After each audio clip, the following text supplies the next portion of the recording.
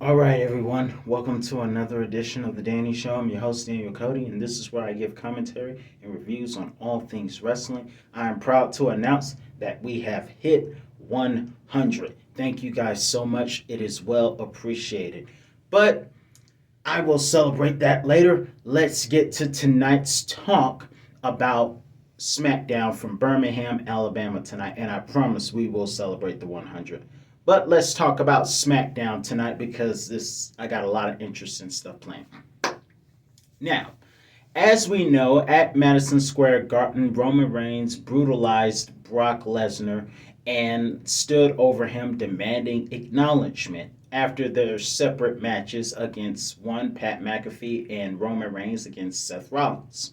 So, tonight, Brock Lesnar is not his happy cowboy self tonight. He is back to his angry self and he has demanded that Roman come out and face him. However, hypocritically, Roman Reigns is not here. And this is ironic because 4 years back, Roman was the one of the few, one of the couple, along with Seth Rollins, to criticize the fact that Brock Lesnar was not on duty as champion, yet Roman is taking the night off. Although he doesn't do that often, so let's give him a break. But because Roman Reigns is not here, Paul Heyman is.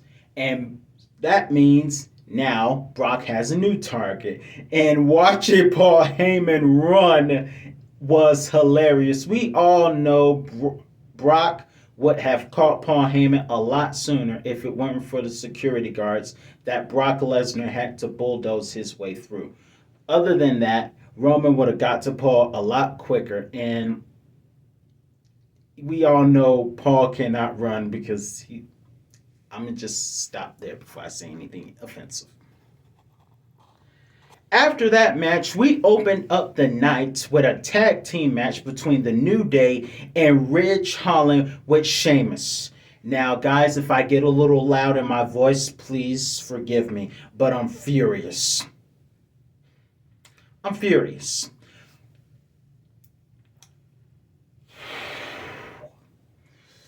Jesus.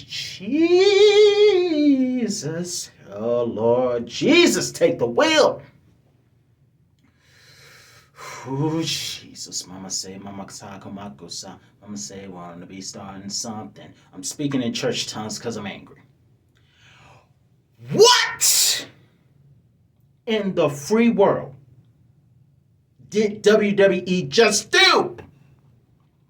Just someone please tell me what in the butcher helicopter is going on here. I mean, they had sledgehammers during an interview and they introduced a new friend by the name of Butch. Pete Dunne.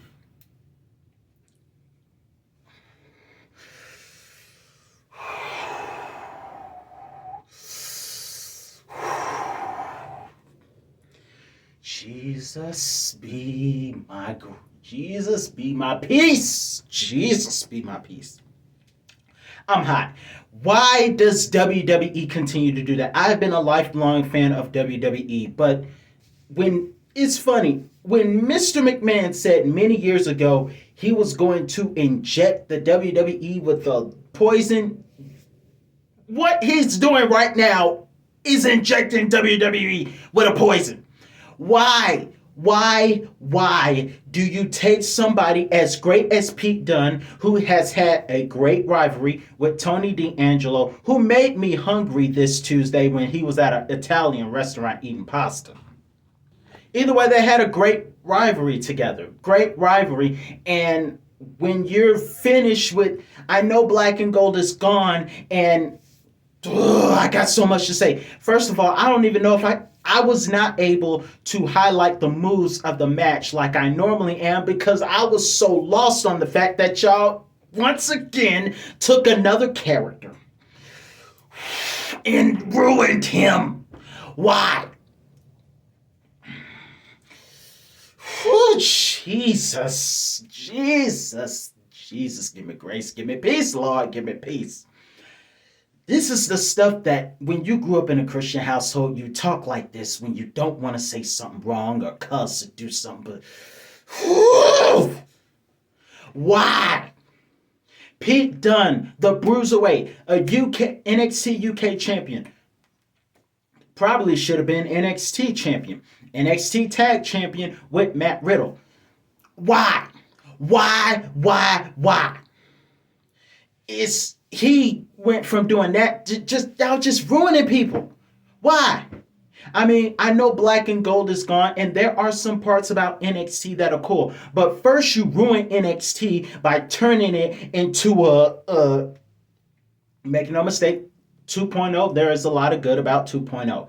But this Days of Our Lives, Young and the Restless, everybody backstage kissing, and you got a Southern country boy who could make a good babyface tag team. Instead, he's worrying about getting laid. Who cares about getting laid? That's what the internet is for. We came to see people fight and wrestle. And you up here worrying about how you going to get a girl's number and get laid. Make no mistake about it. Him and his partner could make a great babyface tag team. They look like they will make a great babyface tag team. But stop worrying about getting girls' numbers and worry about wrestling and fighting. That's what I came to see. And then now we got Pete Dunne, who y'all take him, an amazing talent, and mess him up. Now, making Dolph Ziggler champion in NXT, good. That might have been an okay decision since they're not using him as much in WWE. So take him to NXT and make him interesting again. I get that, but to ruin these characters like that, I don't even have time to just call the moves and the holds, but nonetheless, thanks to some help from Butch or Pete Dunne, son of a Butch, Ridge and Sheamus win the tag match, and I've never seen Big E so angry, and we're all angry. As fans, we're all angry. Just, oh, God, be my peace, Lord.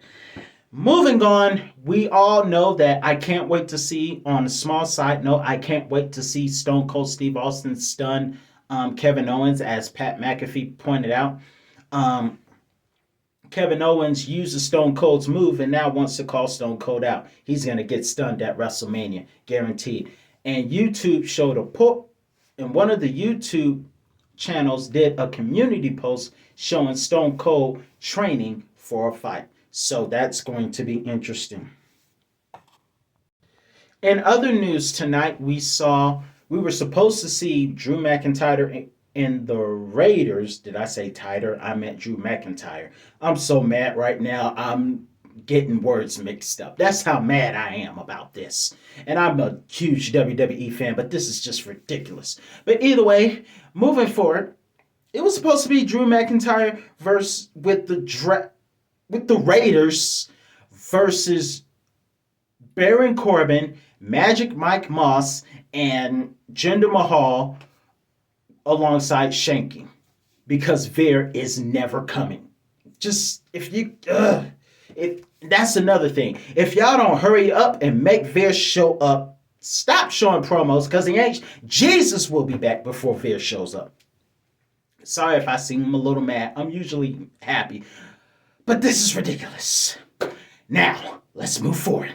It was supposed to be a 6-man tag match, but the Raiders got ambushed backstage. For those of you who haven't seen it, Drew McIntyre versus Jinder Mahal, 2/3 of 3&B, are a SummerSlam post on YouTube, is still out. Go see it. But either way, everyone attacked the Raiders, and it was supposed to be a 4-on-1 assault towards Drew McIntyre with Magic Mike and his ridiculous laughing, which is why I used to call him a former stooge of the Joker. But either way, the 4-on-1 assault goes wrong, and Drew McIntyre, long story short, is standing tall. Next on this list, we have a short promo by Ronda Rousey talking about her response to Charlotte calling her a one-trick pony. And Charlotte comes out, says, "You didn't make me tap out. Heel Move 101, and says the only reason you got to me is because I was wearing $100,000 suit and I was wearing heels. So Ronda Rousey says, "I'm gonna eliminate your excuses. Go on and take your shoes off and fight me right now." And she shouldn't have been wearing shoes to the ring in the first place. You don't. You always come to WWE ready for a fight. All that cute stuff is for Instagram, and you know. But either way, Charlotte comes out and says, "You got lucky last week. Basically, you didn't make me tap out." All that heelish move 101 stuff, and Ronda gives her a chance to step up. Charlotte walks out with the fans chanting, "You tap out." Just like the fans used to chant for Brock Lesnar back in 2003 after SummerSlam in an amazing match against Kurt Angle. Next, speaking of the women, we have a bit of a short tag team match between Team Bad, two-thirds of Team Bad, Sasha Banks and Naomi, versus Shayna and Natty. Tamina is on Raw having some sort of relationship with the Karate Man and whatever that's about. But either way, a short tag team match with Natalya giving Naomi a very nasty angled slam. But after Naomi is isolated for a bit, Sasha tags in, has great momentum, has an altercation with Queen Zelina and Carmella on the outside watching. And despite the distraction by Zelina Vega and the Brody Lee-like clothesline from Natalya, Sasha comes back and does her own version of the code breaker. 1, 2, 3, it's over. And by the way, ladies and gentlemen, it is going to be a triple threat tag match at WrestleMania. Is it WrestleMania Saturday or WrestleMania? I don't know which day it is, but they're set to be a triple threat women's tag match at WrestleMania. And the reason for this is because on Monday, while Carmella and Corey were talking, Zelina Vega was getting her butt kicked, and I have to say, no, let's not act like we did not see the way Zelina was pinned Monday night. That was a very awkward pinfall that Rhea Ripley went for on Zelina. And with that being said, it's going to be a triple threat match. And if they lose, and they probably will, it will be the death of Zelina and Carmella's friendship, just like Wardlow and MJF are totally split. Moving forward, we have the Usos come out because the Usos, we need some bloodline on SmackDown. But the Usos come out and unlock the SmackDown division and unlock the penitentiary. Rick Boogs and Shinsuke Nakamura show up claiming they want to be the next SmackDown Tag Team Champions. So, they've been busy doing Ford commercials, but they're back on SmackDown. They were back last week, but they got ambushed.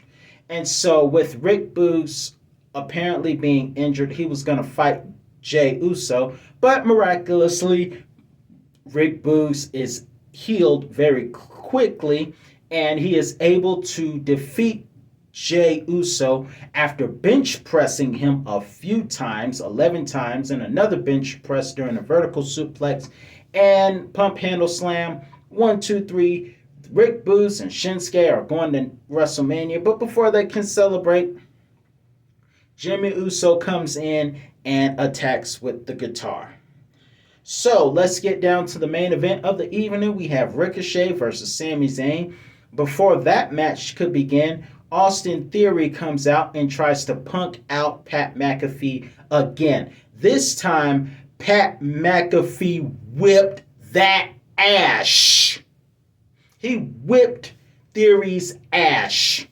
And unlike Michael Cole was halfway understanding of it. But me, Pat was not wrong at all. And I am rooting for Pat to whip Theory all the way. He needs to win because Pat McAfee is 0-2 because he lost to Adam Cole and that War Games match. So Pat really needs to win, and I want to see Pat kick Theory's butt. Let's get down to the main event, it was very even at first. We saw Ricochet showing off drop kicks and high flying moves, including a leaping elbow to a standing Sami Zayn. And we saw Sami Zayn take control of the match. We saw a superplex that was after a Blue Thunder bomb, which led to a 2 count. Despite all of this, Ricochet was able to avoid the haluva kick, go for the recoil, and a 630 for the 1-2-3, and the Intercontinental Championship match as an epic part of SmackDown, and Ricochet retains. Thank you, SmackDown, for doing that right. You kept Ricochet good. Now, watching Pat What Theory really helped a lot of us feel better. But that didn't stop there, because after the match, we saw Rousey and Charlotte Flair, 2/3 of the WrestleMania 35 main event, recreate that special backstage brawl. Let me tell you guys something. I really enjoyed that. Watching that triple threat a couple of years back where they were fighting in the parking lot, and I apologize, I should have included this on my favorite Ronda Rousey moments for her birthday. If you haven't already, check that review out. But either way, that fight in the parking lot where they were fighting was awesome. But here's the thing. If you put two women in the back seat of a police car and they were the ones that got arrested for fighting each other, of course you need to expect the back windows to get busted open. But it was still fun. But they tried to recreate it this time. You saw Jamie Noble and Daivari, along with many others, try to break up the fight. Charlotte Flair is in fight gear. They continue fight. She suplexes Ronda on the car and goes for a Bob Backlund-like chicken wing, and they finally break it up. So we need to see a submission match. I want a submission match between these two. So, what do you think about tonight's main event? I know most of us are outraged about what they did to Pete Dunne. I'm still mad about that. I'm about to go eat and calm down and cool my nerves because I'm steaming. I'm still steaming about that. Are you steaming? I know y'all are outraged. I'm outraged. Let me know your thoughts in the comment section below. I'm your host, Daniel Cody. That's all the time I got for you today, and I'll be back another time with another review. Thank you guys for helping me reach 100. See you soon.